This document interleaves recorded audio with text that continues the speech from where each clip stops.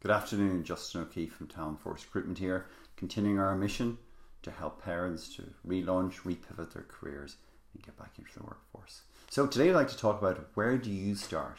So let's assume you have your CV ready, you have your story ready. So I'd like to talk about the various options, the 7 or 8 different options. 2 key principles that we would suggest. One is the concept of momentum. So success builds on success. You make a mistake, you learn from it and you move on. But it's momentum. Getting up to speed is often the hard part. The second thing is the importance of talking to people and getting out and being proactive.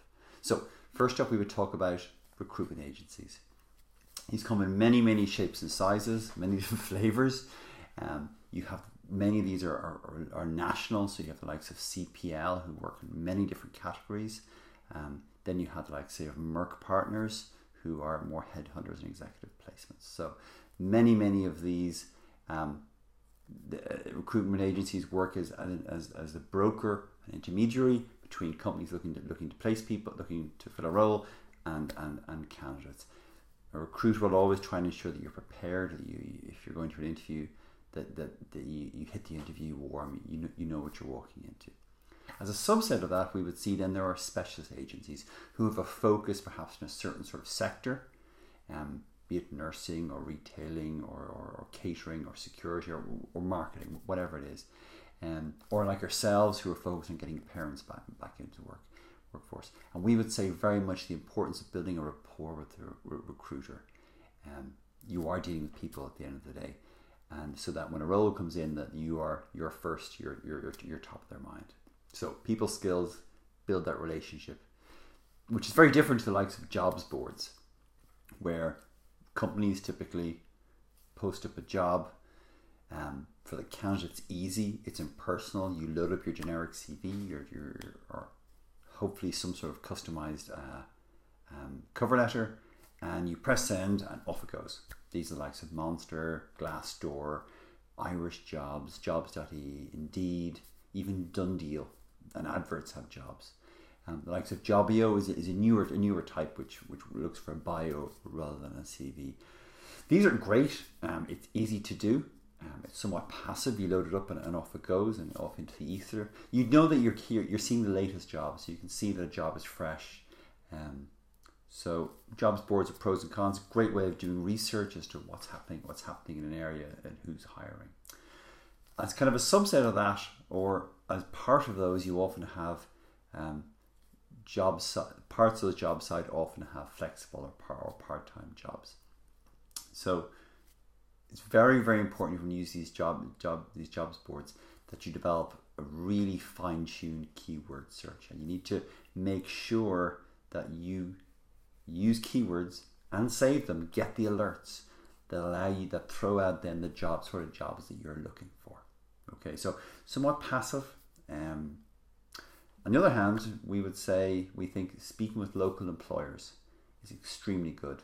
Look at who's expanding, who's hiring, who has got a new order, who's doing what in the area. We would always suggest calling them or trying to speak to them before you email. Okay, so if it's a small company, it's likely you can get to speak directly to the managing director. If it's a medium, it's a large-sized company, it's HR. So it really means getting out and talking to people. Fifth or sixth type we would say is professional networking. These are the likes of Toastmasters. The local enterprise board might operate networking events, and this is getting out and talking to people and telling your story. It builds confidence, it builds networks. Julie has been to a number of these and found that people incredibly supportive, way less intimidating than she thought it would be. You'll often find these advertised in your local library or in your local enterprise office. They have on their website.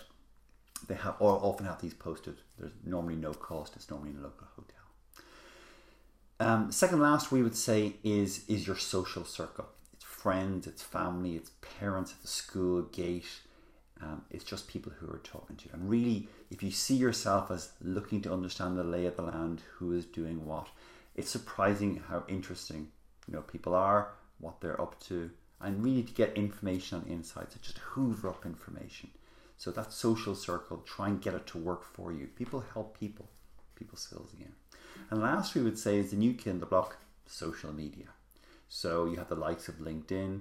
A LinkedIn profile won't get you a job, but a bad LinkedIn profile will work against you. So have a good LinkedIn profile, a photograph, a good, have some recommendations if you can. Then you move on to the likes of Facebook. So if you were to request, go back to your social circle, and this is what I'm thinking of doing, and you've got any leads, put that out to your group, see what happens.